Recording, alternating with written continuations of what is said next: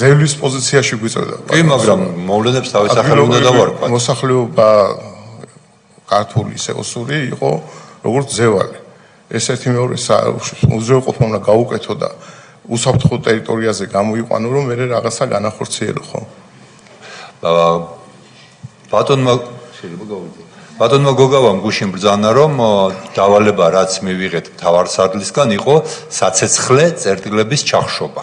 თქვენ ამბობთ, რომ უნდა ავადგინოთ კონსტიტუციური წესრიგი, რაც გულისხმობს საქართველოს ცენტრალური ხელისუფლების კონტროლის აღდგენას ოკუპირებულ ტერიტორიაზე, ხო? მაშინ ეს ნაწილობრივი ხო ოკუპირებული.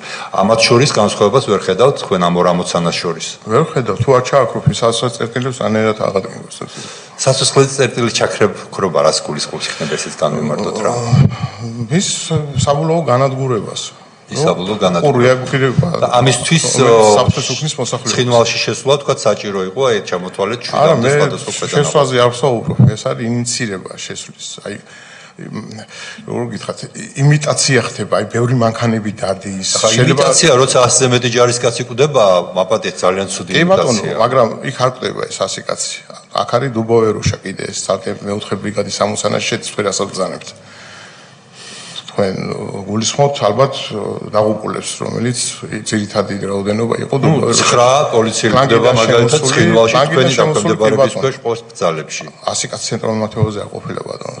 არა 9 იყო პოლიციელი მარტო ცხინვალში უშუალოდ.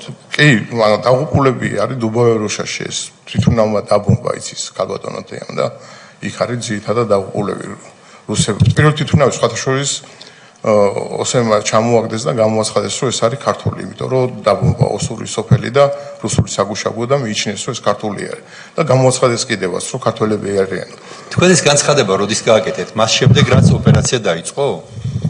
ქმედება აქტიური იყო, მე მგონი, კი უკვე დაწყებული იქონათ. დაწყებული იყო. შვიდში ხო თურვაში? შვიდში გააკეთეთ განცხადება. შვიდში 23 საათსა და 45 წუთზე როგორც ბატონი გოგავა ბრძანებს, მთავარსარდლისგან მიიღეთ ბრძანება, რომ ოპერაცია დაწყებულიყო.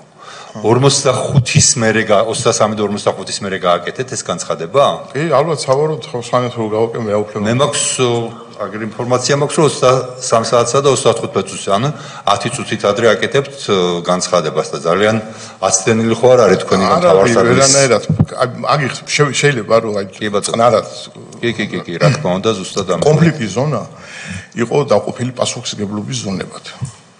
იყო ქართული ბატალიონის პასუხისმგებლობა, იყო ოსური ბატალიონის პასუხისმგებლობის ზონა და რუსეთის ფედერაციის პასუხისმგებლობის ზონა. მიუხედავად იმისა, რომ კონფლიქტის ზონაში წარმოდგენილი იყო ჩრდილო და სამხრეთ ოსეთი, როგორც ხარი შედიოდა რუსეთის ფედერაციაში და რატომ უნდა ყოფილიყო სარგემ ხარი. საგუშაგოებზე დაგამისის და მოსკოვის ხელშეკრულებებით იყო ვალდებულება, დაშლა, განიარაღება და განსაკუთრებულ შემთხვევაში განადგურება. ეს ეხებოდა ქართველებსაც. ბატონო, თქვენ მართალ ზანებთ, რასაც იძახით, აი ამას გულისხმობთ, იმიტომ რომ ის რომ ჩვენ რო გვიტყავენ მაქსიმალურად შევეცადეთ, რომ როგორ გითხრათ, მისია შემენარჩუნებინა. არც ერთი ფლანგის ინტერესზე ქალბატონი თია დამეთანხმება იცის. დაზუსტებით გავლილი აქ ეს ცენტრალური მიმართულება, მარცხენა მარჯვენა ფლანგი, არსად სამშვიდობები არ იყვნენ ქართველები არც ერთი ფლანგის ინტერესზე ჩართული. უბრალოდ მაპატეთ ესე დეტალებში ვშევდივარ, მაგრამ ძალიან მნიშვნელოვანია რომ გავიგოთ რა ხდება. ეხლა ომში ნამყოფი ვარ, ვიბრძოდი, მაგრამ ბევრი რამე რა თქმა უნდა არ ვიცი. თქვენ გენერალი ბრძანდებით და თან სამხედრო განათლება გაქვთ მიღებული. კიდე ერთხელ დამეზუსტეთ, სად დაამთავრეთ?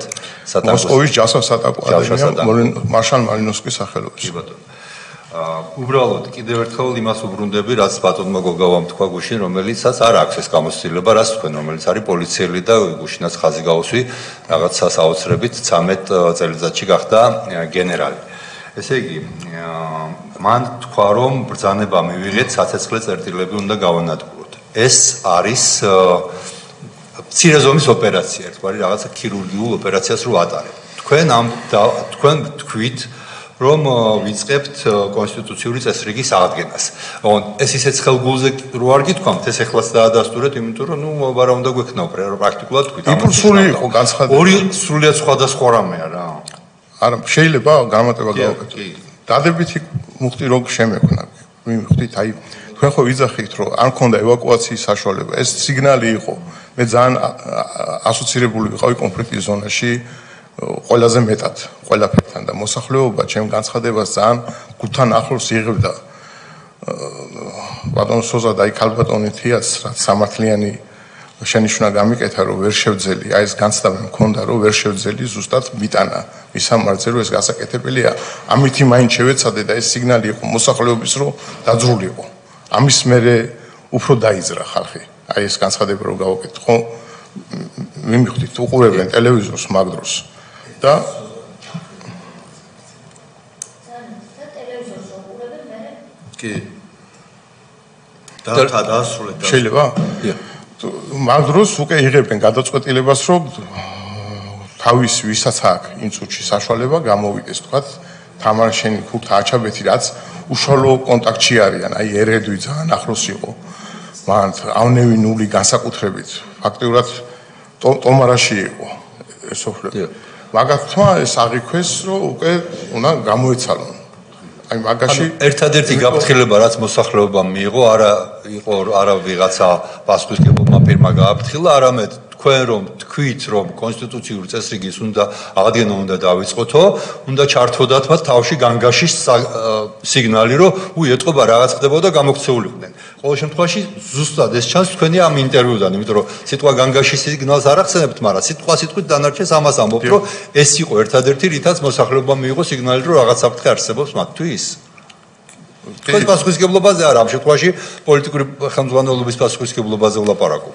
პოლიტიკური პასუხისმგებლობა მეტი არის შეიძლება ბატონო მან გაუყვებით მე არ ვერ იმას ვიზავთ. მე აი კონკრეტულად ჩემ ამბავში ვიძახით, რომ ბერმა მადლიერება გამოხატა. ომის მერე ჩემს მიმართ მოვიდნენ და ეს რო არ გაგვეგო, დღეს ცოცხლები აღარ ვექნებოდით, ხო? მიშველო იყო ესეთი. კი ბატონო, რამე ხარ გინდოდა? კი. მე სრულიად ვეთანხმები იმ პოზიციას, რომ ჯარი და შენი ქვეყნის თავდაცვის ძალები, როდესაც არის იმ მდგომარეობაში, რომ უკვე საბრძოლო მოქმედებებს იწყებთ, რა თქმა უნდა, მათ ეს ჭირდებათ ლიდერის მხრიდან იმის გაგება, რომ მას ყავთ ისეული ლიდერი, რომ ის არასდროს მიატოვებს არც თავის სამშობლოს, არც თავის ქვეყანას, არც ჯარისკაცს, არც ოფიცერს და არც გენერალს. და ამაში სრულიად ვეთანხმები და ეს უნდა ყოფილიყო, რასაც სამწუხაროდ იმ დროს ვერ გძრობდნენ ქვეყნის უმაღლესი მთავარსარდლისგან, იმიტომ რომ ის არ იყო შეხვედრილი, როგორც თვითონ ჩვენი მოწვეული სტუმრებისგან არის საჭირო, არც გედალაპარაკები არ არის. მაგრამ მე ერთ რამეს გაგახსენებთ და გუშინ აქ ერთ-ერთმა გამომცემელმა თქვა, რომ როდესაც იმდროინდელი ქვეყნის პრეზიდენტი და ქვეყნის უმაღლესი მთავარსარდალი ჯარში გავრცელდა ინფორმაცია, რომ გაიქცა და ვერც გაიგეს, საიდან გაიქცა და მე აღმოჩნდა ის ცნობილი კადრები, რაც აღმოჩნდა, რომ თავის დაცვას გაექცა. აი ამან როგორი რა მდგომარეობა მოახდინა ჯარის სულისკვეთებაზე, როცა თავის უმაღლეს მთავარსარდალს გაქცეულს უყურებენ და შეშინებულს და დამფრთხალს. აი თქვენი პოზიცია მაინტერესებს პირადად, როგორც გენერლის. სულისკვეთება არ ამაღლება, მაგრამ მერწმუნდეთ, ბატონო ალიკო, რომ მაგის საშუალება მოქმედ ქვედანაყოფებს, რომელიც საბრძოლო მასში იყვნენ კონფლიქტის ზონაში, ეს მაგის ფუფუნება არ ქონდათ, რომ ეგ კადრი რამენად ეს საომარი მოქმედებები არ არის, საომარი მოქმედებების მე იყო თუ არ ვცდები. ეს 11-ში იყო, რასაკვირველი არის, ისეთი ის არის. ეს ვრცელდება ასეთი ინფორმაცია ჯარში და სამართალდამცავ სტრუქტურებში ინფორმაციები უცბად ვრცელდება და ამაში დამეწმუნებ და დამეთანხმებ. როგორია ეს ახლა ჯარისთვის და როგორია თუნდაც იმ ოფიცრებისთვის? პირადი მაგალითი ესეთი მოქცევა უმაღლესი მთავარსარდლის მაგალითი ყოველთვის არის უნიშნო, არის მეთაურები, რომლებიც მის პირად მაგალითს სამწუხაროდ ვერ იძახიან. მაგრამ ერთმა დაგვიფარა იძახიან მეთაურები არიან, რომლებიც იძახიან მომყევით. იდეალური შეწყარი, რომელიც ორივე აკავშირებს მეთაურს. მიხეილ სააკაშვილი